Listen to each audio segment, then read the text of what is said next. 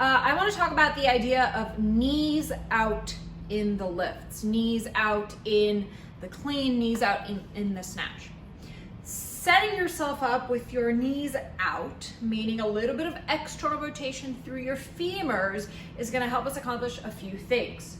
One, it's going to help set your back into extension off the floor.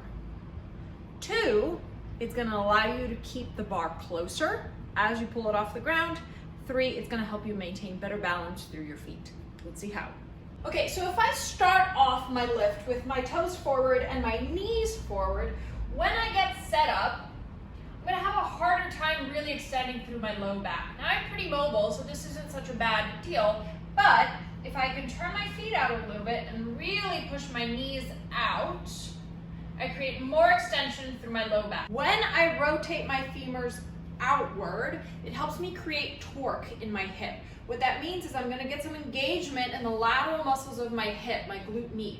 Those muscles turning on is going to help to stabilize my pelvis, which helps me set my low back into a better position, right? If these muscles are turned off, then I'm going to have a hard time really getting stable down here, and it's going to make it harder for me to get really good posture through the lifts. Now, if I start to pull off the ground, and as I come forward, I have to get my knees out of the way. If my knees are pointing forward, that's a lot more movement that has to happen in my knees. If I turn my feet out a little bit, and this is the same for the snatch, I'm able to keep the bar close and require less movement for my knees moving back. So again, the simple act of turning my feet out a little bit, pushing my knees out, allows me to keep that bar coming in towards my body without having to do a lot of movement back in my knees. So that's going to make it easier for me to have a nice straight bar path. It's also going to help me stay balanced through my feet.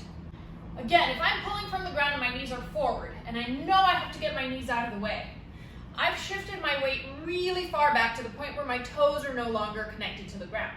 And then, when I have to get to my power position, I have to shift my weight really far forward to get the bar back where it needs to be. All that movement, front to back, is going to help me lose balance, and then I end up just having to jump forward or lean back behind the bar. Toes out, knees out, helps me stay more balanced through my foot as I go around the knee and as I get into that power position. At no point am I losing the pressure on the forefoot or coming up to the heel early because I simply need to move too much to get around my knees. And lastly, if you set up the lift with the knees out and we have that really strong, stable pelvis, you have a better chance of landing in your lift with knees out with a strong, stable pelvis, right? If I start here and I don't have my hips engaged and I don't have good extension through my back, and then I try to land in my snatch, in my clean, whatever it is, I am less likely to land in that same strong position. I want to be able to extend vertically and then land in that really strong foundation to help me finish the lift well.